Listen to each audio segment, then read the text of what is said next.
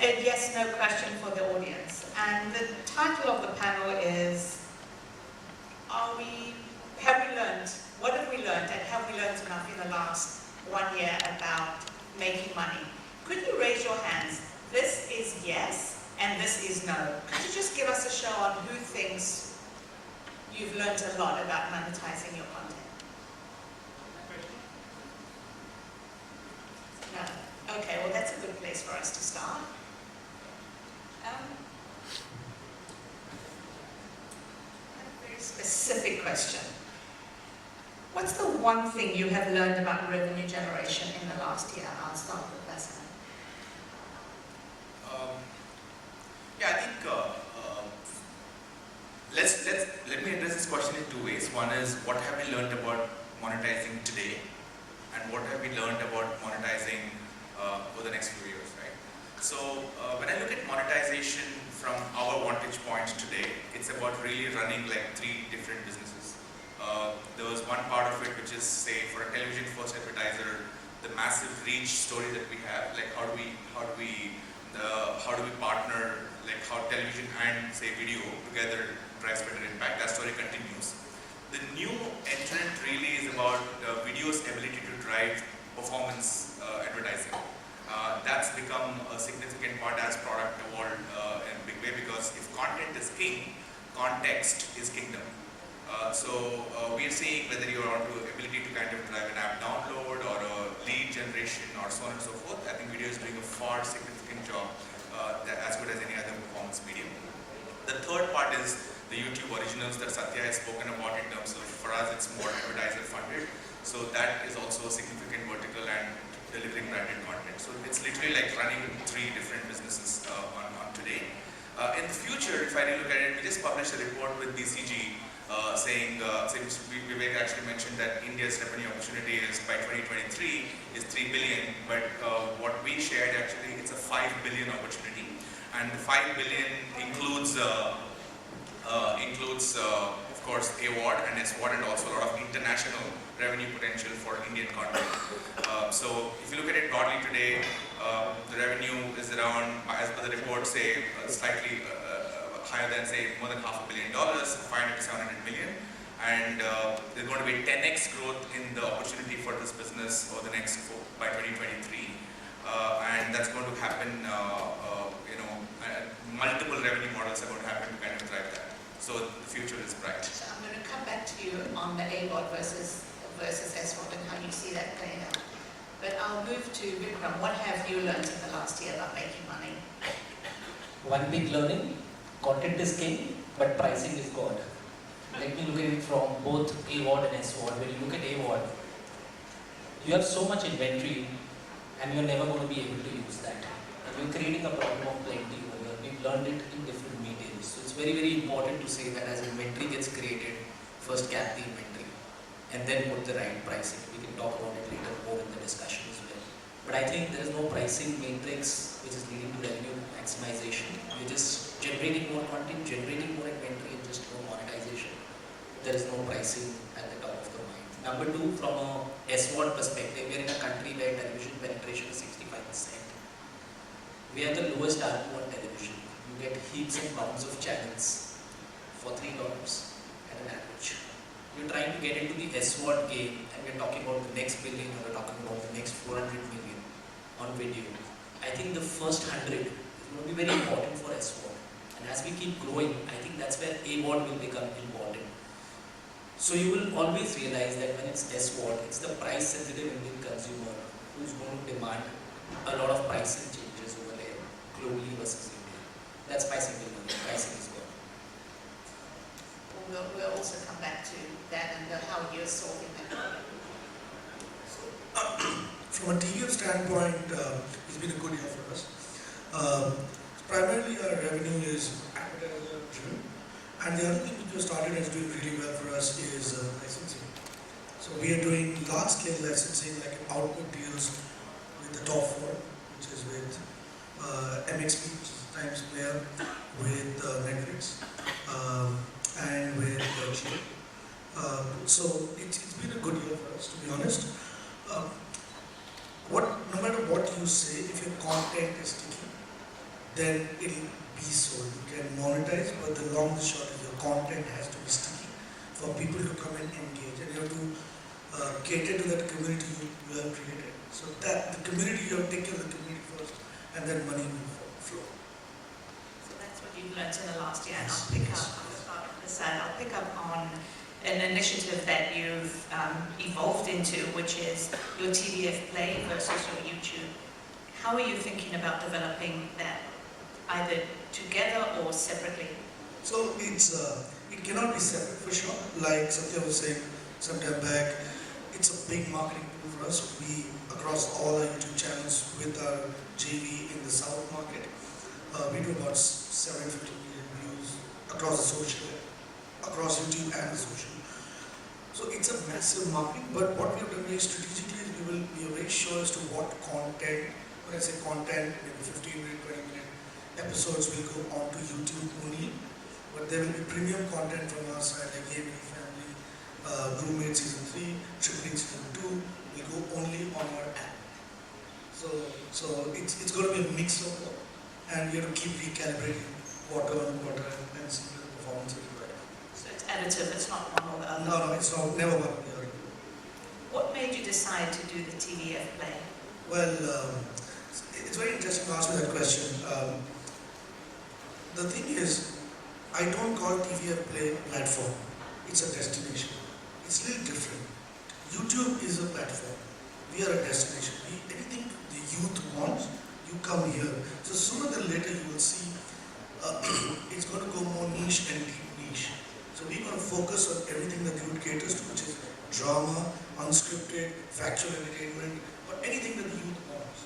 So we will be the whole bad example, a good example actually, is we're going to be the MTV of 90s for the current youth.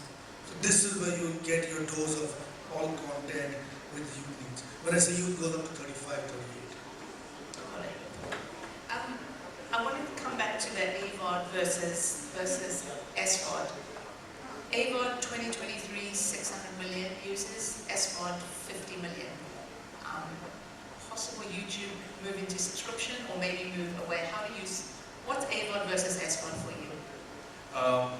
Yeah, I think you're absolutely right? So think of India like a pyramid, right? There are 250 million families in India. The top 50 million families, the next 100 million families, and the next 100 million families. An average family size is around 5. Yeah, it's actually not a pyramid; it's like a pencil. So I think it's important for us to see that because we are a content-hungry country and we are time-rich, no matter how many number of news stories come in whichever platform, there's an appetite to consume by this billion people, right? So where clearly even in the projections by Vivek and even what our BCG work, clearly India is continuing to be a massive AVOD story for the simple reason that India is getting into those 600 million people are going to be important for mass advertisers. So and for them, without reaching out to them effectively and efficiently, you are not going to drive business impact.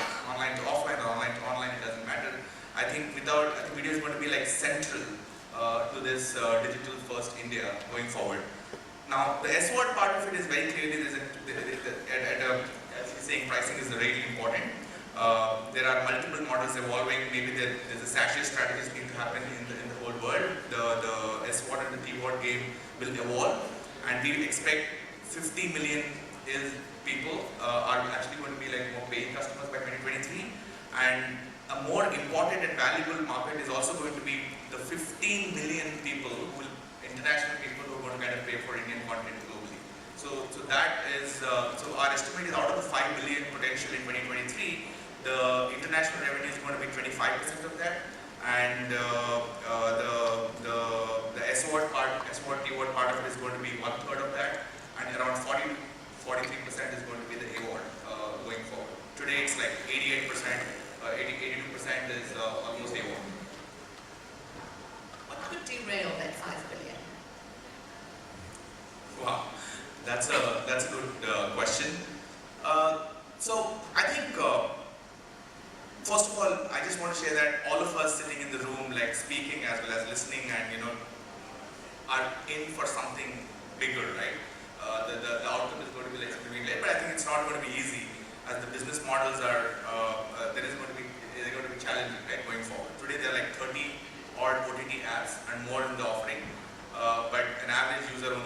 like 2 or 3. Yeah. So business models will evolve, but I think 3 fundamental drivers for this are: number 1, in my view, is the smart TV penetration. Number 2 is broadband penetration, and number 3 is really the whole payments ecosystem. Right? So today, I know it's part of my job, so I subscribe to almost majority of the OTTs, but I don't even if I don't watch them, I know that they're being billed to me every single month, right? So depending upon how the payments will evolve, how the policy will evolve, etc., etc. So we have assumed that all these things will become 10x and everything will go as per track. So if broadband doesn't happen as per track, or if payments ecosystem has their own challenges, or smart TVs don't really penetrate significantly, they could have their issues. But I think the AVOD game is we're pretty much sure that the 600 million is going to happen, and that's going to be very valuable. The things that could derail it are external to you. Nothing really you can do about broadband. That's up to the telcos or the government infrastructure. Smart TV, you can't go and sell your smart TVs, and payment systems, again, not up to you. So there's a lot that's outside of your control. No, I think, yeah, absolutely. I think it's an ecosystem, and we are part of the ecosystem in majority of the ways. For example, the Google Pay is sizable in India already, and so on and so forth. So, but I think I'm talking it from a larger ecosystem point of view, a user. I think the content industry is going to make a lot more hits because people gravitate towards the content where it lies. Today, TVF can make a great content. I don't know, majority of them are watching it on maybe Airtel TV or Jio TV, or on sampling it on YouTube. It's fine, it's fluid, right? It flows, to the best value. So content will be fluid, and I think these things will evolve. My view is that those 3 things need to happen the way the industry is visualizing it to happen. And one last thing I forgot to tell you, the AVOD, that measurement is significantly important. India is not just a mobile first country anymore, it's a video first country. And in the absence of a single source panel today, I think that's another big unlock which we hope that should happen. And that's a key thing as well. There's a big measurement conversation, but for now I want to go to Vikram. Discovery obviously is one of the world's most powerful brands. In India there's been a massive shake-up, I want to call it, maybe not shake-up, massive restructure of the way you think about India and the way you think about penetration. How is that evolving, and what do you see as the balance between your linear business and your verticals business? We look at a new definition of TV. When I say TV, it's TLV, it's total video. When I say total video, is equal to TV plus digital. Having said that, Discovery always stands for informing, educating, inspiring and entertaining consumers, and we'll stick to that core, what we do right now. When it's coming to video, we believe in empowering passionate communities and going deeper. And when I say that, there are different verticals that we have globally, and then we have a take on it locally, so I'll just talk about it. If you look at auto, if you look at science and technology, if you look at adventure, outdoors, wildlife, these are the verticals that we go after. In India, we started an experiment, and it was hugely successful with the military vertical. We believe that Indians have a deep connect when it comes to men in uniform, and we did a 1.5 year long effort in working very closely with the Army, Navy, Air Force. A show actually takes a year because it goes from permissions. But we did it in an interesting manner. In most cases, you would go with a production crew, shoot it, and then you start editing it and putting it on digital. We did it a bit differently. We had a production crew, but we had 2 EPs, one for TV, one for digital. Production crew remained the same. And the digital crew is actually, the digital EP is actually thinking of story arcs, while the television individual is thinking about long form episodes. So you had story arcs shot at the same place, which could be 7 minutes, 5 minutes, or even 15 minutes, the way you want to put it. And the response has been phenomenal. We actually packaged content in such a way that it's on TV and digital. And we also went to advertisers, monetizing around it in that manner. So this has actually worked tremendously well and given us enough confidence to kind of go the digital verticals across. Another example is what we've partnered in the learning and education space with Byju's. So we pick content partners, and that's not really branded content, if I have to put it so. So So we strongly believe that we could take our content and partner with like-minded brands and go on TV and digital together. There's a little crossover between your TV business and your OTT business, maximizing the benefits of both, and maximizing the benefits of multiple platforms. I believe that this year is going to be the breakout year of the OTT business in this country. You will see lots of things change because you don't know what is stake, what is not stake, so there will be lots of trial and errors. Also, I think in the next 5 years, I saw the BCG report, I think the AVOD business will still be the biggest part of the revenue for video streaming. And I think the other very important thing that we are focusing on is native language content. Because today with the geo-revolution, people want to consume content in their native languages. And that is, I think, is a smarter way to go. Because English is done, Hindi is struggling. So Hindi will survive for whatever time it needs to be, for the cow belt. But Tamil, Telugu, Bengali, these will be massive languages. Punjabi will be massive languages. And local content creations, not dubs, originals.